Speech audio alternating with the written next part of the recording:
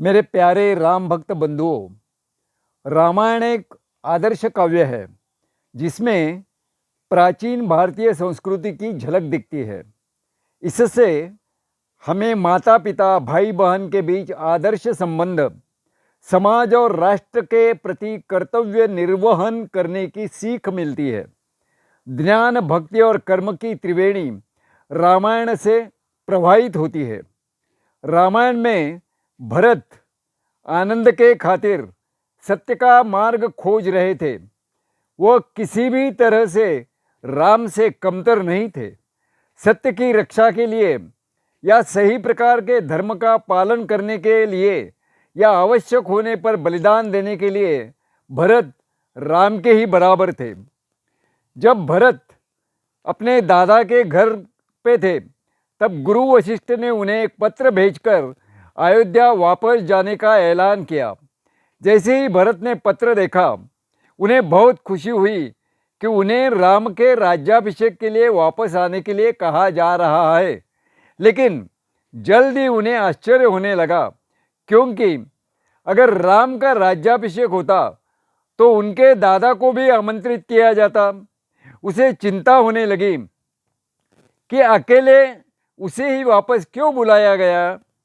इस उत्तेजित मनस्थिति में वह और शत्रुघ्न अयोध्या के लिए चल पड़े। वे अयोध्या के प्रवेश द्वार पर पहुँचे। भरत बहुत चतुर व्यक्ति थे और उनमें अवलोकन की गहरी समझ थी।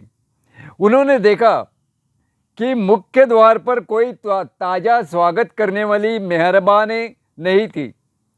आम के सारे पत्ते सूख गए थे और यह समृद्धि की घोषणा के बजाय नीरस माहौल का प्रतीक था।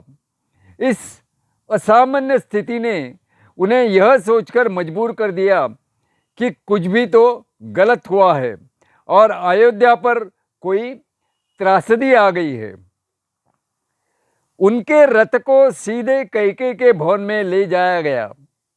जैसे ही उसने कैकेयी को देखा तो वह कैकेयी थोड़ी असमंजस भरी दृष्टि का अर्थ दे रही थी। कुछ मिनटों के बाद उन्हें एहसास हुआ कि उनके पिता की मृत्यु हो गई और राम को जंगल में निर्वासित कर दिया था। दो घटनाएं, लेकिन इसके परिणाम स्वरूप उनको बहुत ही दुख सहन करने पड़े। यहाँ हमें यह देखना चाहिए कि भरत अपने पिता की मृत्यु के दुख को भी भूल जाने गए थे, लेकिन राम के वियोग का दुख उन्हें अपने पिता की मृत्यु से कहीं अधिक था। लेकिन किसी तरह उन्होंने खुद को कौशल्या और वशिष्ठ के आदेशों को अनुसार समयोचित जो कुछ करना था वो कर दिया और अपने पिता का अंतिम संस्कार कर दिया। अगले ही दिन भरत का राज्याभिषेक करने के लिए सभी आवश्यक सामग्रियां एकत्र कर ली गई, लेकिन भरत अपने राज्याभिषेक के लिए बिल्कुल सहमत नहीं हुए। कुछ दूर भरत ने देखा कि राम चित्रकूट पर्वत पर अपना आश्रम बना रहे हैं। यह देखकर उनका हृदय द्रवित हो गया। उसके हृदय से जो दुख निकला वह कुछ ऐसा था जिसे वह सहन नहीं कर पाए।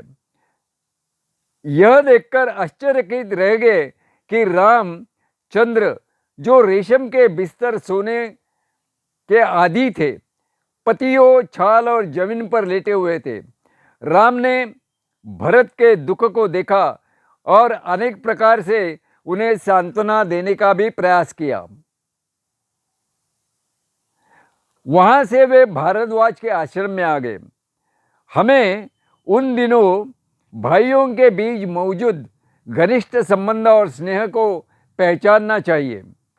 राम और लक्ष्मण के बीच संबंध को पहचानते हुए भरत को बहुत ही खेद हुआ कि अकेले लक्ष्मण ही राम के करीब रहने की योग्य थे और उन्हें राम के करीब रहने का वह अवसर नहीं मिला था। इस प्रकार भरत का आदर्श हर समय राम की सेवा करना और इस प्रकार भगवान की कृपा करना यही था। हम इस प्रकार भरत की भक्ति और आस्था का वर्णन कर सकते हैं और हम इस निष्कर्ष पर पहुंच सकते हैं कि भरत की भक्ति और आस्था लक्ष्मण से भी अधिक थी। जिन भाइयों के बीच ऐसी भक्ति, विश्वास और स्नेह है, वे इस संसार में बहुत ही दुर्लभ है। ये भाई हर समय राम की सेवा कर रहे थे और उस सेवा में मानव जाति के लिए एक आदर्श उदाहरण स्थापित हो रहा था।